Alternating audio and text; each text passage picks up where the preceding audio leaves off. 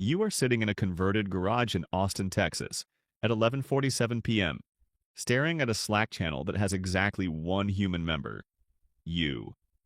The other 43 members are AI agents you built, each with a name, a job title, and a Notion page describing its responsibilities. Calvin handles accounts receivable. Serena runs competitive research. Dex manages vendor negotiations. None of them sleep. None of them ask for equity. None of them are real, and yet somehow they just closed your first paying customer while you were in the bathroom. 3 years ago, you were a product manager at a logistics company, the kind of job where you spent half your day in meetings about meetings. You used to joke with your wife that the company could run itself if you stripped out everyone whose entire job was relaying information from one system to another. The joke stopped being funny the day you actually tried to count how many of those relay jobs existed inside a typical American small business, and the number scared you enough to quit. You spent 6 months after that doing what most people call research, but what felt more like controlled panic. You interviewed owners of landscaping companies, dental offices, small freight brokers, family-run construction firms. You asked one question more than any other. What was the last thing you did today that you wish the computer could have handled? The answers were almost always the same. Chasing down late invoices, scheduling calls that took 3 email threads to confirm, drafting the same vendor reply for the 8th time that month. Nobody was asking for artificial intelligence. They were asking for relief. This is Threshold, the company you started 14 months ago with a thesis that sounded insane out loud. Most of the work happening inside American businesses, the invoicing, the scheduling, the first draft contracts, the customer support tickets, the recruiting screens, doesn't need a human in the loop at all. It needs an operating system. Not a chatbot bolted onto an old workflow, but a new kind of company underneath the company. A layer of AI employees that run finance, research, operations, and admin with almost no supervision. You didn't set out to fight Microsoft or Salesforce or Workday. You couldn't have. They have more lawyers than you have employees. Instead, you noticed something they hadn't fully priced in yet. Language models had quietly crossed a threshold where they could hold a job, not just answer a question. That shift, model capability outrunning enterprise software's imagination, is the wave you decided to ride. Your first version was embarrassing. An AI bookkeeper that mislabeled half of a dog grooming salon's transactions and once tried to expense a categorical apology. You almost quit that week, but you noticed something in the wreckage. The owner, Teresa, didn't fire you. She just corrected the agent and kept using it, because even a clumsy AI employee was cheaper and faster than the part-time bookkeeper she'd been dreading rehiring. That single data point told you the market wasn't AI tools are good enough yet. It was humans are expensive and slow enough that bad AI still wins on cost and speed. Teresa became more than a case study. She became a test pilot. You called her every other week for 3 months, not to pitch new features, but to sit with whatever was breaking. She'd pull up a flagged transaction on her laptop and walk you through her frustration in real time. That kind of access was worth more than any amount of user data you could have scraped from dashboards. You learned that the emotional experience of handing work to a machine was entirely different from the functional experience, and that trust lived in the gap between the two. A tool could be accurate and still feel unsafe. An agent that asked questions, even unnecessary ones, felt more honest than one that stayed silent and got things right. That insight becomes your first real tactic. You don't sell to enterprises. You sell to 12-person companies that have no IT department, no procurement process, and no patience. Big software companies ignore this segment because the contracts are small and the support burden is loud. To you, that neglect is oxygen. You can serve 1,000 tiny businesses before a giant competitor even notices the category exists, and by the time they do, you'll have a war chest of real-world failure data they don't have.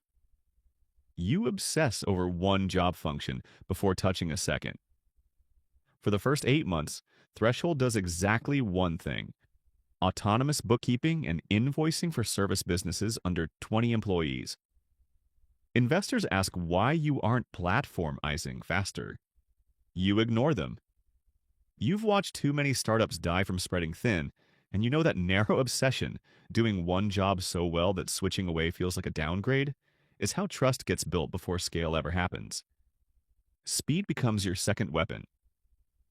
A publicly traded competitor, the kind with a logo you'd recognize, announces an AI finance assistant, roughly the same week you ship version 1. Their feature takes 9 months to reach general availability because it has to pass through a legal review, a brand review, a partner channel review, and a board update. Your version ships every Friday, sometimes twice. You burn through approaches the way a scientist burns through hypotheses, not because you're reckless, but because changing your mind costs you an afternoon, and changing their mind costs them a fiscal quarter. The shipping cadence does something unexpected beyond the obvious competitive advantage. It changes the internal culture before you even have enough people to call it a culture. Your first 2 full-time hires, a back-end engineer named Lara and an operations generalist named Tomas, start treating Friday as a ritual. There's attention to Thursday afternoons that isn't anxiety so much as focus. Everyone knows something is going out. The question is just what shape it takes. That rhythm becomes a recruiting story before you know you're telling it. People who've spent years inside large companies where a feature might ship 18 months after conception find the cadence almost disorienting in the best way.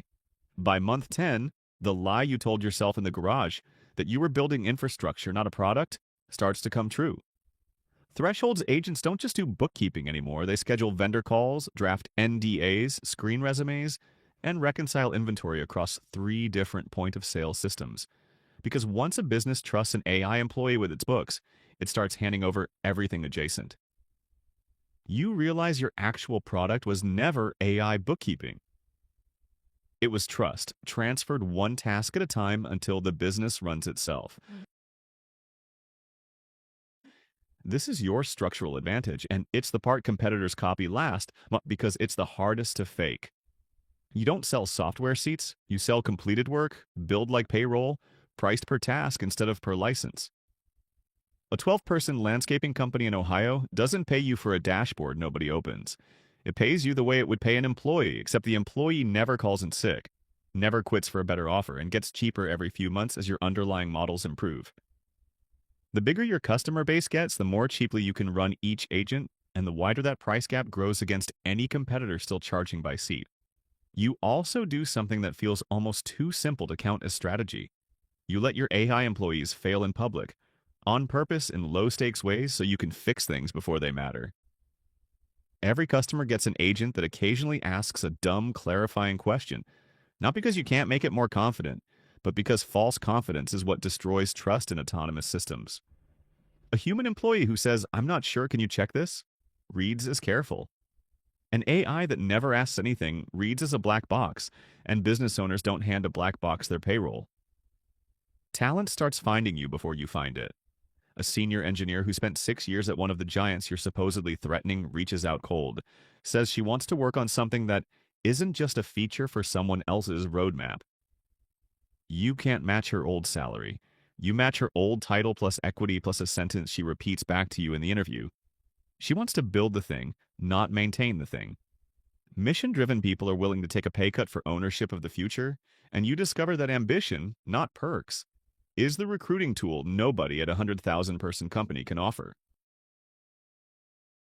None of this feels like winning yet.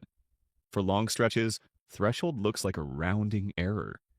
You miss a payroll run of your own once, the irony of which your co-founder will not let you forget.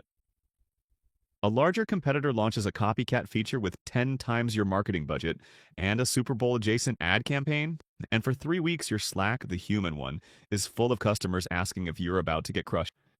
You don't get crushed. You get ignored again because the Giants version still requires a setup call, a contract, and a procurement form, and your 12-person customers don't have time for any of that. This is the part nobody tells founders. Surviving long enough is its own skill, separate from building the right thing. You watch 2 well-funded competitors shut down in the same year, not because their technology was worse, but because they spent their runway chasing enterprise logos that took 18 months to close, while you kept compounding small monthly contracts from businesses that started paying you in week 1. Patience capital, the willingness to look small and slightly silly for years, turns out to be as scarce as good engineering. Your own brush with this comes at month 12, when you have 11 weeks of runway left and a term sheet that falls apart over a single clause 2 days before you were supposed to sign. You spend a weekend doing math you already know the answer to. Payroll, hosting costs, the model API bills that climb every time a customer asks an agent to do something slightly more complicated than before. You almost take a bridge loan from a friend's father at terms you'd advise anyone else against. And the only reason you don't is that your co-founder reminds you, at 1 in the morning, over cold pizza, that you have 90 paying customers who would notice if threshold disappeared, and that fact alone is worth more than any spreadsheet projection. You make payroll, barely. Nobody outside the company ever finds out how close it came. There is a particular kind of loneliness in that patience. Your college friends are buying houses. The founders you follow online are announcing Series B rounds at valuations that feel like science fiction. Your most recent press mention is a 2-paragraph blurb in a regional business journal that misspelled the company name. Some nights the garage feels less like a launch pad and more like evidence that you misjudged something fundamental. You learn to distinguish between that feeling and actual signals of failure. And that distinction, subjective and learned only through repetition, turns out to be one of the most important skills a founder can have. Somewhere around month 16, you start doing something a faster-moving founder might have skipped entirely. You stop trying to win every customer directly. Instead, you quietly partner with the accountants, bookkeepers, and operations consultants who already sit inside thousands of small businesses, giving them a cut of every account they bring onto Threshold. It feels like giving away margin you can't afford to give away. It is actually the cheapest distribution channel you will ever find, because trusted humans vouching for an AI workforce convert at a rate no advertisement ever could. 18 months in, something shifts that you only half notice while it's happening. A regional accounting firm, the kind that used to be your customer's alternative to hiring Threshold, calls to ask if they can resell your platform to their own clients instead of staffing up. A logistics company with 400 employees, large enough that you assumed you'd never serve it, asks whether your agents can run their accounts payable. Not because they read about you in a trade publication, but because 3 of their smaller vendors mentioned, almost in passing, that an AI handled it faster than their old process ever had. Word of mouth at this scale has a texture that paid acquisition never does. It arrives without context, without a campaign tied to it, without a trackable source. A coffee roaster in Vermont signs up because their packaging supplier in Memphis mentioned you during a logistics call. A physical therapy clinic in Phoenix joins because their billing software vendor demoed Threshold as an integration partner. You start keeping a running document of these connection chains, not for marketing, but because they tell you something about how trust actually spreads. Sideways, through existing relationships, almost always through someone who had already taken the risk and come out the other side intact. That's the moment you understand what you actually built. Not a tool that helps employees work faster, but a quiet replacement for the org chart itself. Starting at the bottom of the market where the giants weren't looking, climbing one trusted task at a time. The big players were never going to lose to a flashier version of their own product. They were going to lose to a company that didn't think in seats, dashboards, or quarters, because it was busy thinking in employees who happened not to be human. You still work out of converted spaces. You still ship on Fridays, but the Slack channel has 11,000 members now, and only 40 of them are people. The rest run finance, research, operations, and the parts of running a business that nobody ever wanted to do by hand in the first place. You didn't set out to overthrow anyone. You just built the thing that made overthrowing unnecessary because by the time the industry noticed the market you were standing in, you weren't trying to take their customers anymore. You were already running their customers' companies for them,